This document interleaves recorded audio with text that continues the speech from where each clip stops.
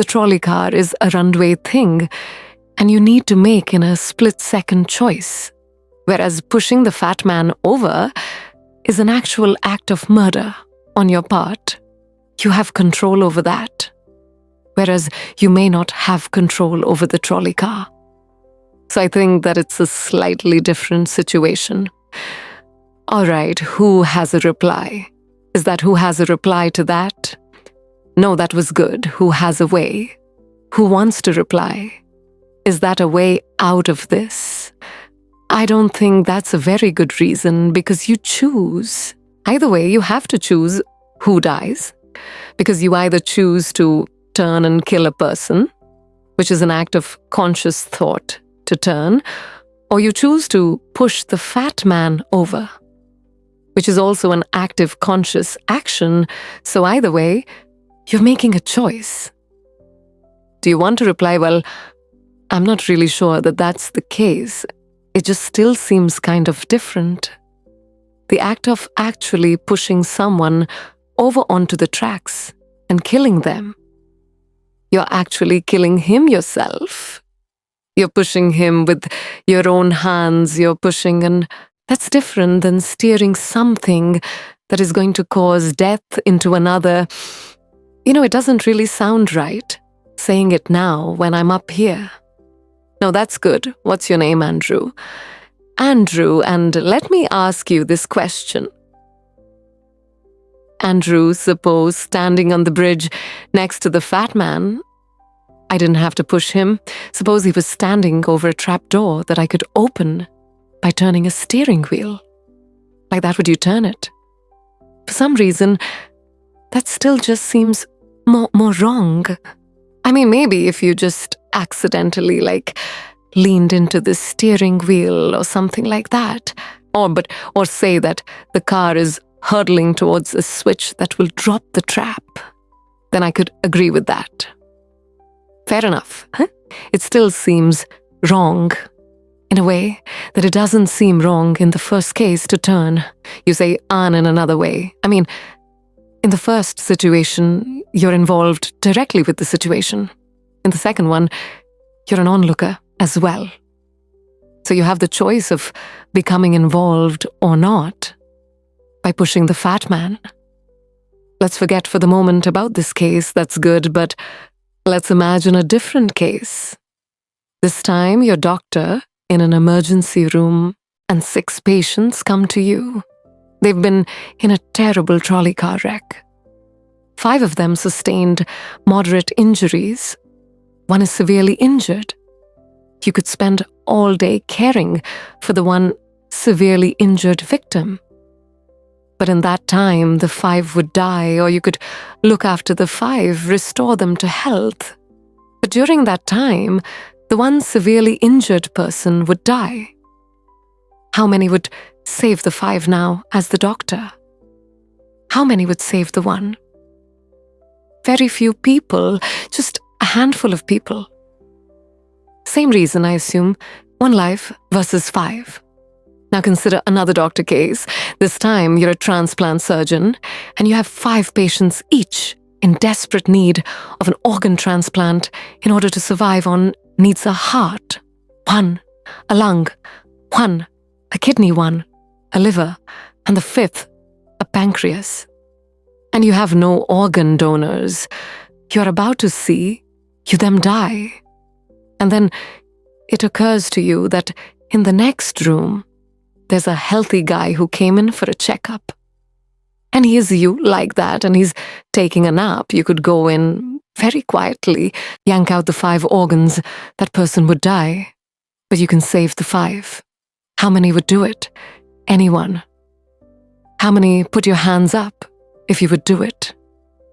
Anyone in the balcony? You would be careful. Don't lean over too much. How many wouldn't? All right, what do you say? Speak up in the balcony. You who would yank out the organs. Well, I'd actually like to explore slightly alternate possibility of just taking the one of the 5 he needs, an organ who dies first, and using their 4 healthy organs to save the other 4. That's a pretty good idea. That's a great idea, except for the fact that you just wrecked the philosophical point. Let's step back from these stories and these arguments to notice a couple of things about the way the arguments have begun to unfold. Certain moral principles have already begun to emerge from the discussions we've had. And let's consider what those moral principles look like. The first moral principle that emerged from the discussion said that the right thing to do, the moral thing to do, depends on the consequences that will result from your action at the end of the day. Better that 5 should live, even if 1 must die. That's an example of consequentialist moral reasoning. Consequentialist moral reasoning locates morality in the consequences of an act. In the state of the world, that will result from the thing you do. But then we went a little further.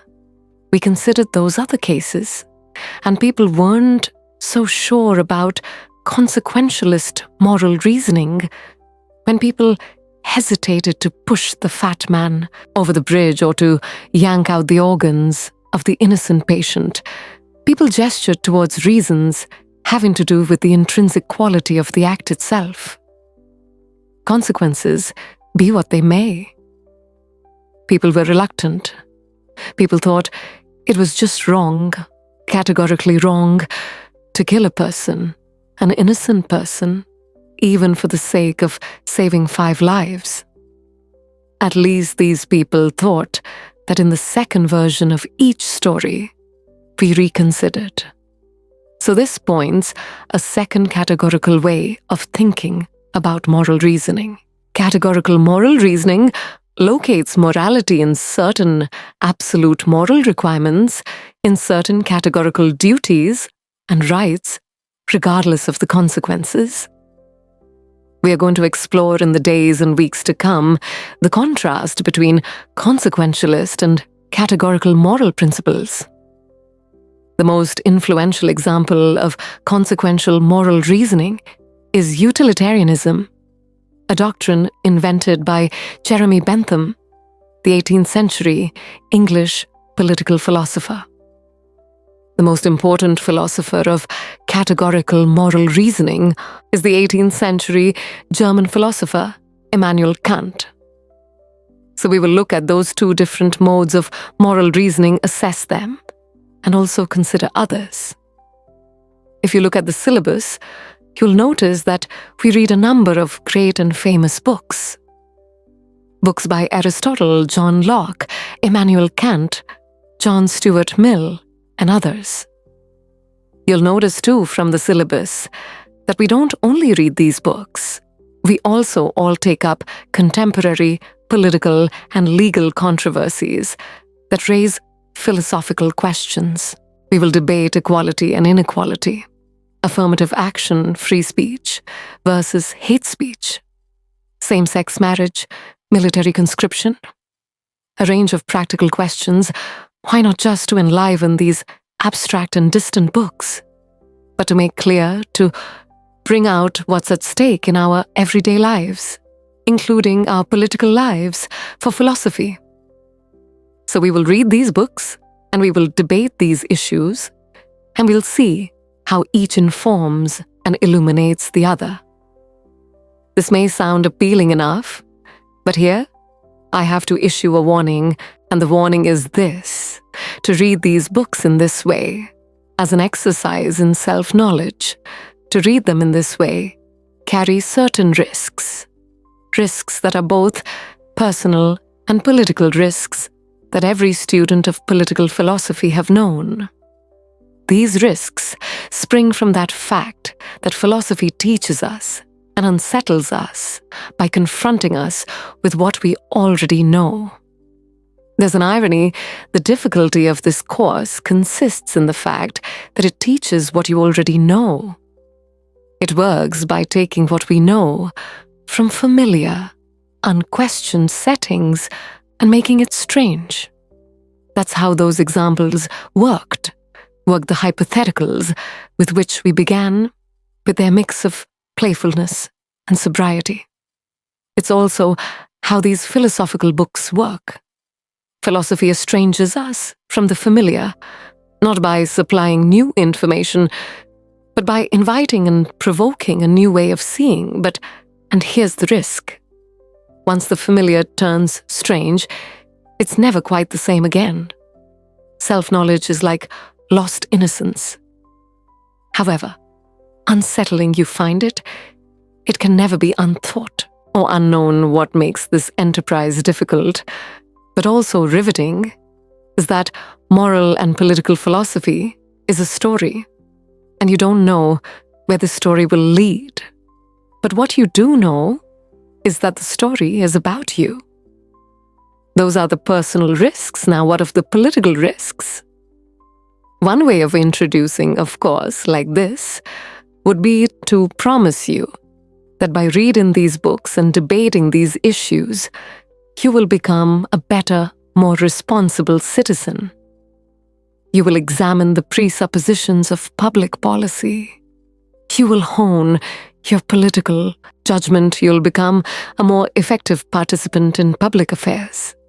But this would be a partial and misleading promise. Political philosophy, for the most part, hasn't worked that way.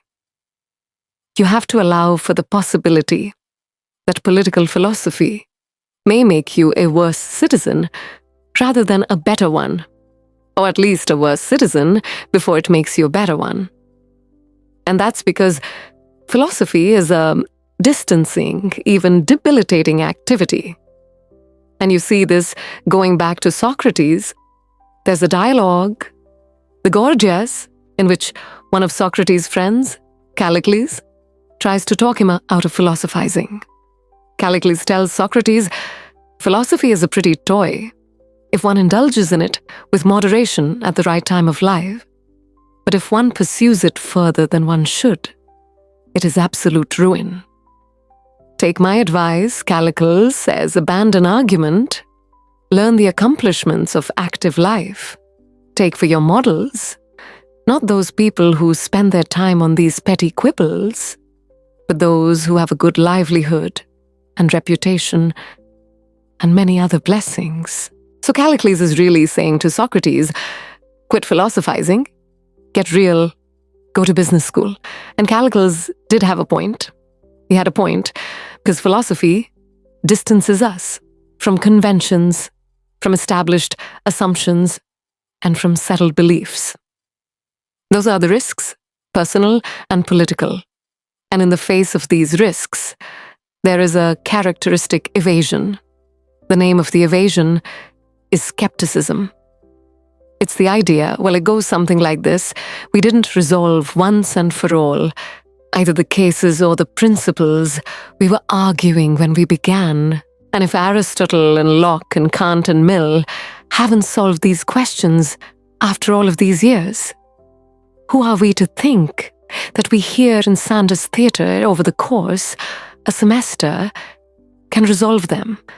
And so maybe it's just a matter of each person having his or her own principles, and there's nothing more to be said about it.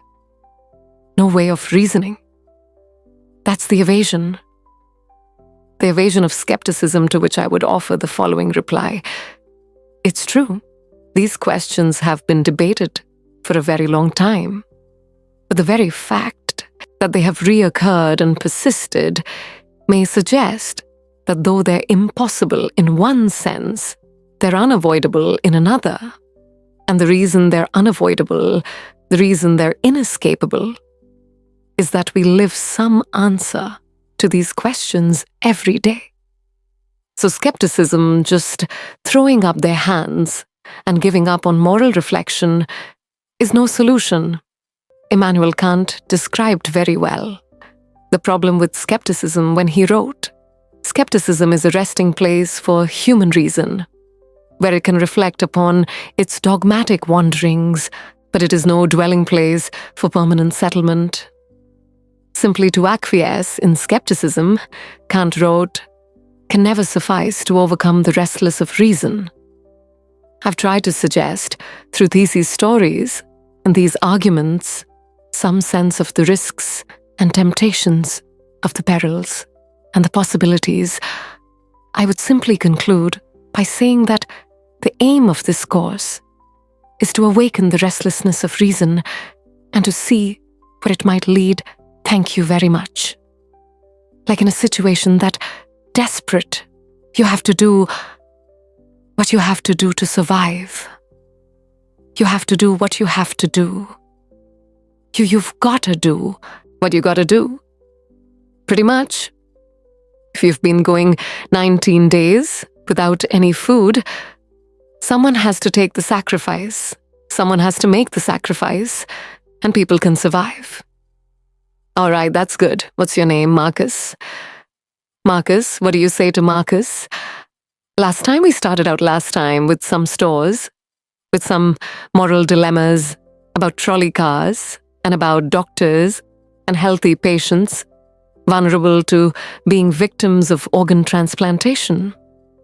We noticed two things about the arguments we had. One had to do with the way we were arguing. It began with our judgments in particular cases. We tried to articulate the reasons or the principles lying behind our judgments, and then, confronted with a new case, we found ourselves re-examining those principles, revising each in the light of the other, and we noticed the built-in pressure to try to bring into alignment our judgments about particular cases and the principles we would endorse on reflection. We also noticed something about the substance of the arguments that emerged from the discussion. We noticed that sometimes we were tempted to locate the morality of an act in the consequences, in the results, in the state of the world that it brought about. We called this consequentialist moral reason, but we also noticed that in some cases we weren't swayed only by the results. Sometimes many of us felt that not just consequences, but also the intrinsic quality or character of the act matters morally. Some people argued that there are certain things that are just categorically wrong, even if they bring about a good result, even if they save 5 people at the cost of 1 life. So we contrasted consequentialist moral principles with categorical ones. Today, and in the next few days, we will begin to examine one of the most influential versions of consequentialist moral theory, and that's the philosophy of utilitarianism. Jeremy Bentham, the 18th century English political philosopher, gave first the first clear, systematic expression to the utilitarian moral theory. And Bentham's idea, his essential idea, is a very simple one with a lot of morally intuitive appeal. Bentham's idea is the following: the right thing to do, the just thing to do, it's to maximize utility. What did he mean by utility? He meant by utility the balance of pleasure over pain, happiness over suffering. Here's how we arrived at the principle of maximizing utility. He started out by observing that all of us, all human beings, are governed by 2 sovereign masters, pain and pleasure.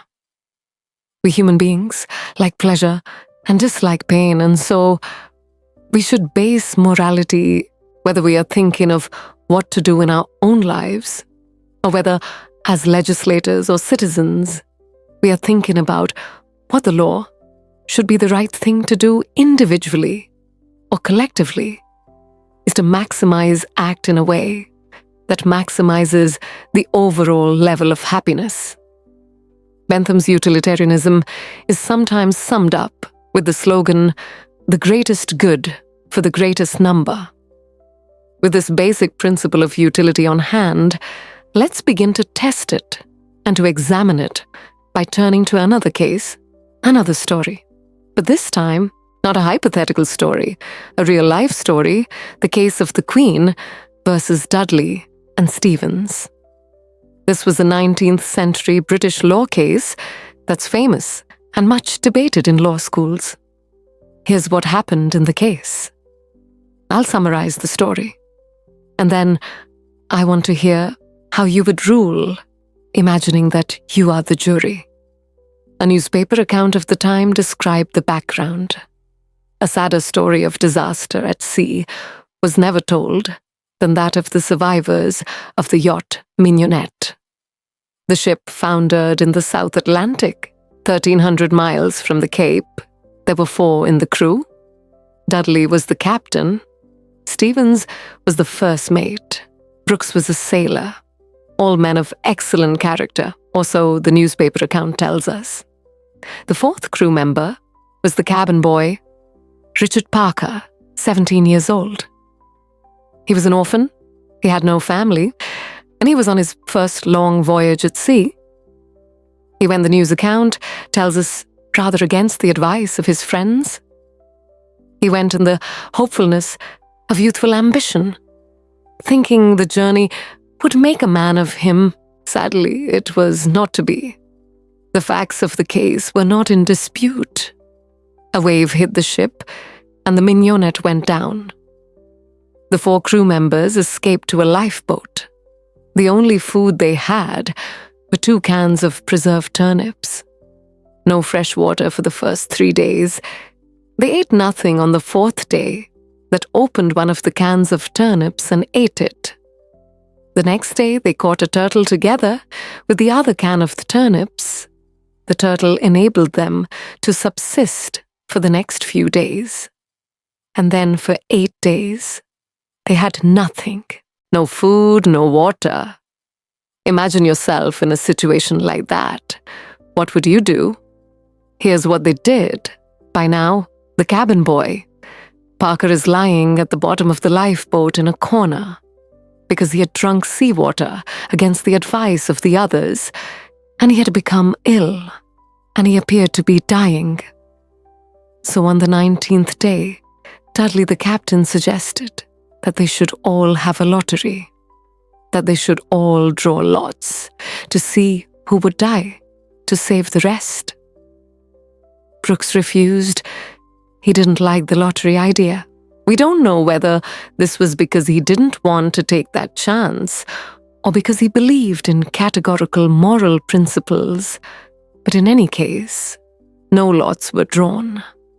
The next day, there was still no ship in sight, so Dudley told Brooks to avert his gaze, and he motioned to Stevens that the boy Parker had better be killed. Dudley offered a prayer. He told the boy his time had come, and he killed him with a penknife, stabbing him in the jugular vein. Brooks emerged from his conscientious objection to share in the gruesome bounty. For 4 days, the 3 of them fed on the body and blood of the cabin boy. True story. And then they were rescued. Dudley describes their rescue in his diary with staggering euphemism, quote, "On the 24th day, as we were having our breakfast, a ship appeared at last. The 3 survivors were picked up by a German ship. They were taken back to Falmouth in England, where they were arrested and tried. Brooks turned state's witness. Dudley and Stevens went to trial. They didn't dispute the facts. They claimed they had acted out of necessity. That was their defense. They argued, in effect, better, that one should die so that 3 could survive. The prosecutor wasn't swayed by that argument. He said murder is murder. And so, the case went to trial. Now imagine you are the jury, and just to simplify the discussion, put aside the question of law, and let's assume that you as the jury are charged with deciding whether what they did was morally permissible or not. How many would vote, not guilty, that what they did was morally permissible? And how many would vote guilty, what they did was morally wrong? Pretty sizable majority. Now let's see what people's reasons are. And let me begin with those who are in the minority. Let's hear first from the defense of Dudley and Stevens. Why would you morally exonerate them? What are your reasons?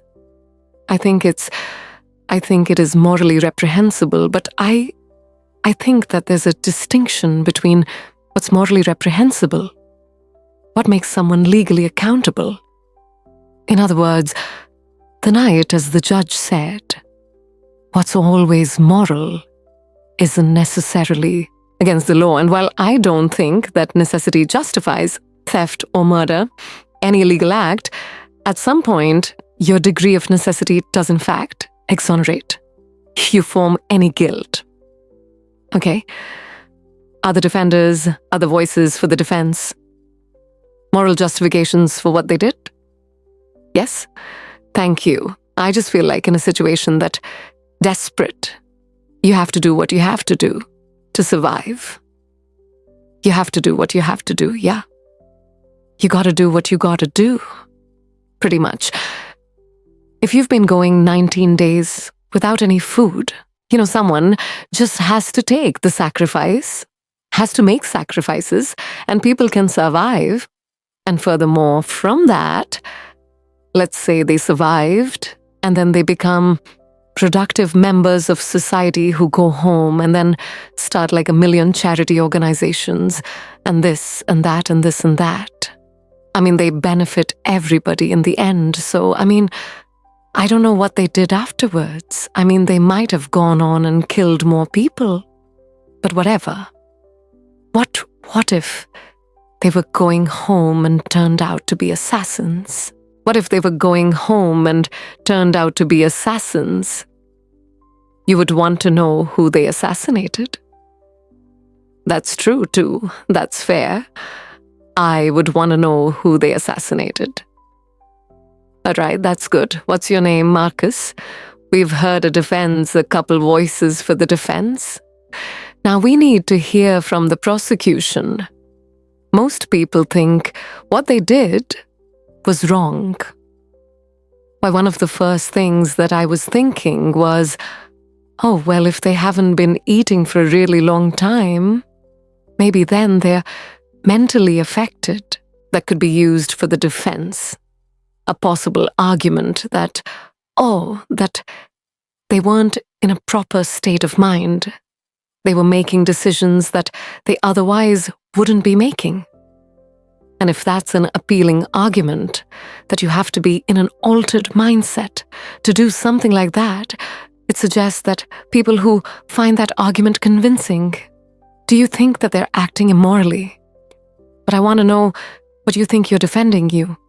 K037 41.249, 037 45.549, you voted to convict, right? Yeah? I don't think that they acted in morally appropriate way. And why not? What do you say? Here's Marcus. He just defended them. He said, you heard what he said. Yes, I did, yes. That you've got to do what you've got to do in a case like that. What do you say to Marcus? That there is no situation that would allow human beings to take the idea of fate or the other people's lives into their own hands. That we don't have that kind of power. Good, okay, thanks you. And what's your name, Britt? Okay, who else? What do you say? Stand up. I'm wondering if Dudley and Stevens had asked for Richard Parker's consent in, dying, if that would that exonerate them from an act of murder? And if so, is that still morally justifiable? That's interesting. All right, consent. Now, hang on, what's your name, Kathleen? Kathleen says, suppose so. What would that scenario look like?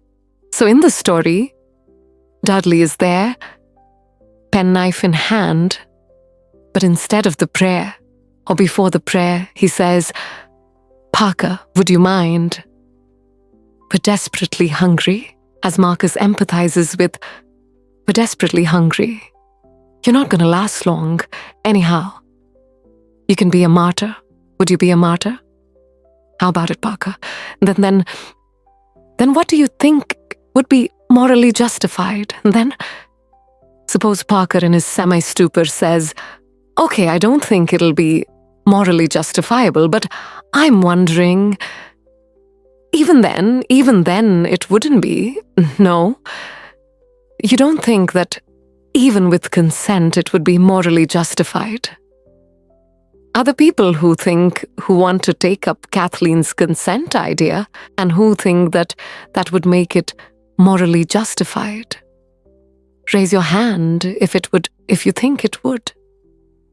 That's very interesting. Why would consent make a moral difference? Why would it? Well, I just think that if he was making his own original idea and it was his idea to start with, then that would be the only situation in which I would see it being appropriate. In any way, 040, 25.940, 040, 28.359. Because that way, you couldn't make the argument that he was pressured, it's 3-1 or whatever the ratio was. And I think that if he was making a decision to give his life, then he took on the agency to sacrifice himself, which some people might see as admirable, and other people might disagree with that decision. So if he came up with the idea, that's the only kind of consent we could have confidence in. Morally, then it would be okay. Otherwise, it would be kind of coerced consent under the circumstances, you think?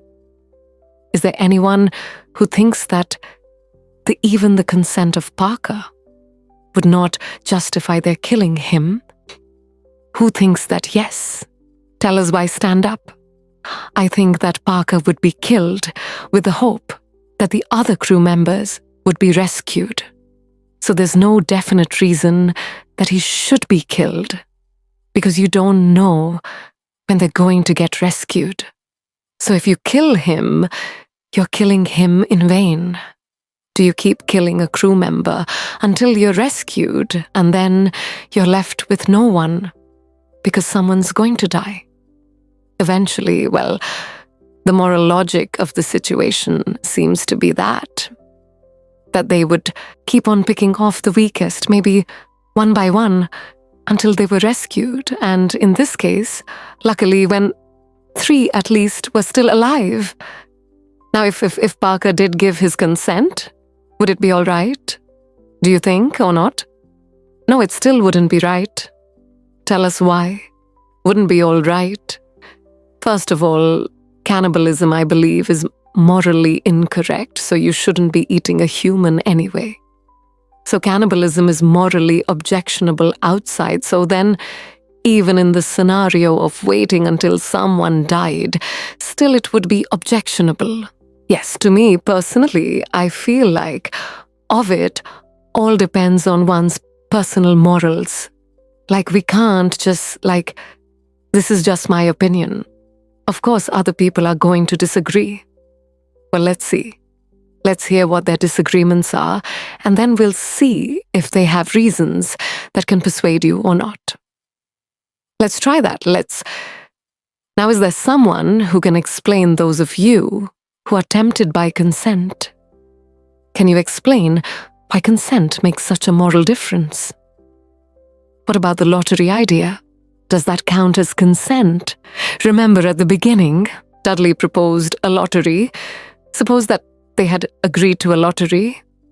Then how many would then say it was all right?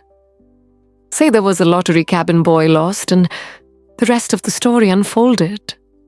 How many people would say it's morally permissible?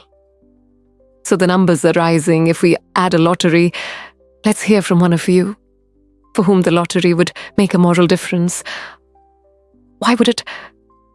I think the essential element in my mind that makes it a crime is the idea that they decided at some point that their lives were more important than his, and that's kind of the basis for really any crime, right? It's like my needs, my desire is more important than yours and mine.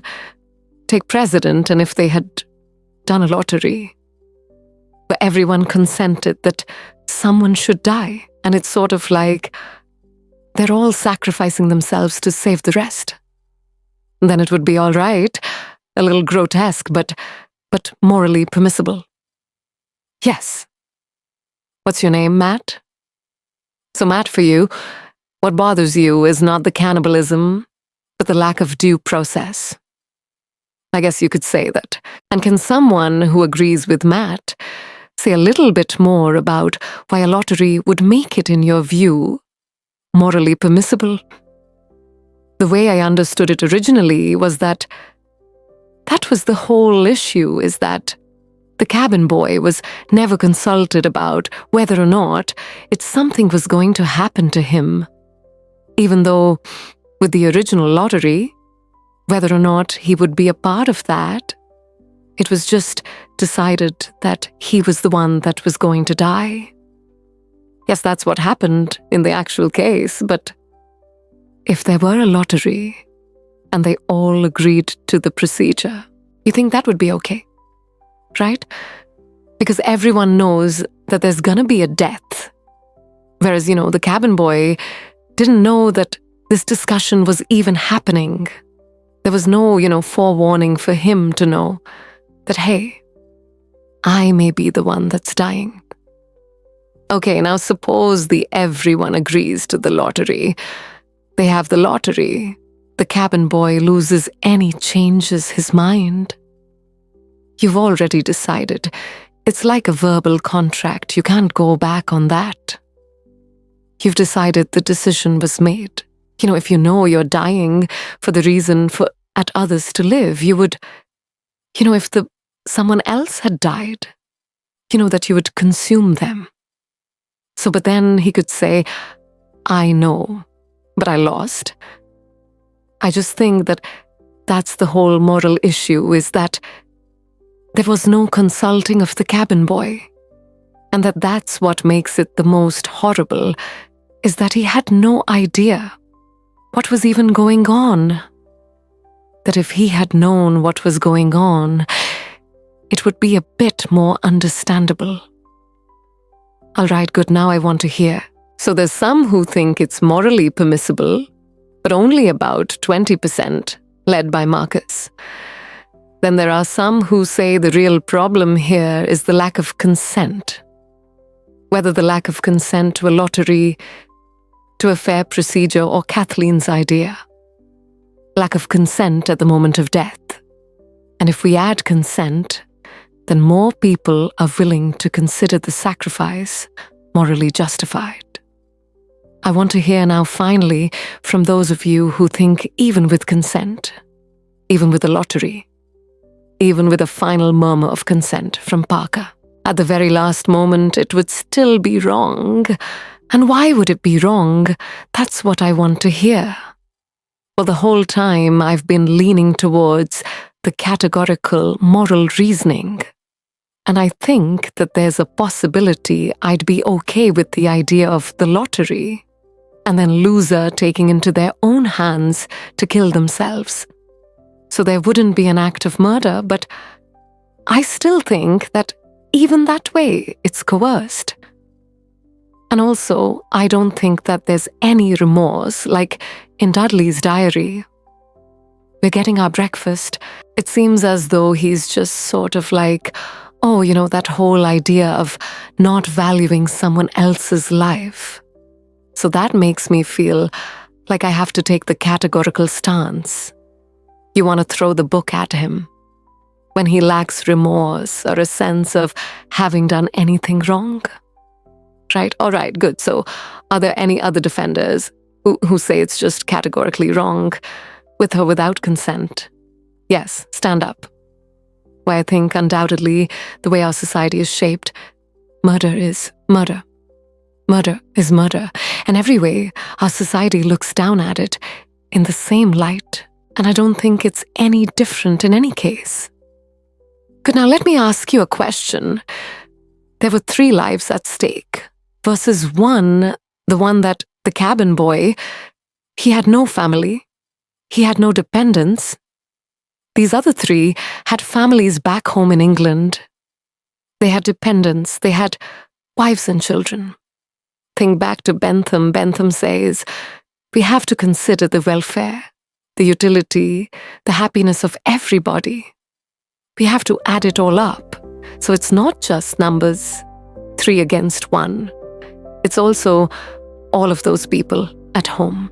In fact, the London newspaper at the time and popular opinion sympathized with them, Dudley and Stevens. And the paper said if they weren't motivated by affection and concern for their loved ones at home and dependence, surely they wouldn't have done this. Yeah, and how is that any different from people on the corner trying to having the same desire to feed their family? I don't think it's any different. I think in any case, if I'm murdering you to advance my status, that's murder.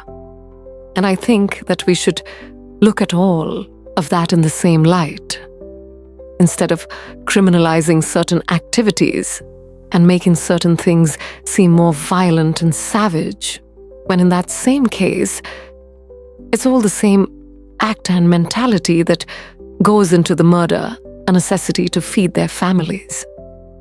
Suppose there weren't three, suppose there were 3,300, one life to save 300, or in more time 3,000, or suppose the stakes were even bigger. Suppose the stakes were even bigger. I think it's still the same deal. Do you think Bentham was wrong to say the right thing to do is to add up the collected happiness? You think he's wrong about that? I don't think he is wrong, but I think murder is murder in any case. Well, then Bentham has to be wrong. If you're right, he's wrong. Okay, then he's wrong. All right, thank you. Well done. All right, let's step back from this discussion and notice how many objections have we heard to what they did. We heard some defenses of what they did. The defense has had to do with necessity, the dire circumstance, and implicitly at least, the idea that numbers matter, and not only numbers matter, but the wider effects matter. Their families back home, their dependents. Parker was an orphan. No one would miss him. So if you add up, if you try to calculate the balance of happiness and suffering, you might have a case for saying what they did was the right thing. Then we heard at least 3 different types of objections. We heard an objection that's said what they did was categorically wrong. Right here at the end, categorically wrong. Murder is murder. It's always wrong, even if it increases the overall happiness of society, the categorical objection. But we still need to investigate why murder is categorically wrong. Is it because even cabin boys have certain fundamental rights? And if that's the reason, where do those rights come from? If not from some idea of the larger welfare or utility or happiness? Question number 1. Others said a lottery would make a difference, a fair procedure. Matt said, and some people were swayed by that. That's not a categorical objection exactly. It's saying everybody has to be counted as an equal, even though at the end of the day, one can be sacrificed for the general welfare. That leaves us with another question to investigate. Why does agreement to certain procedure, even a fair procedure, justify whatever result flows from the operation of that procedure? Question number 2. And question number 3, the basic idea of consent. Kathleen got us onto this.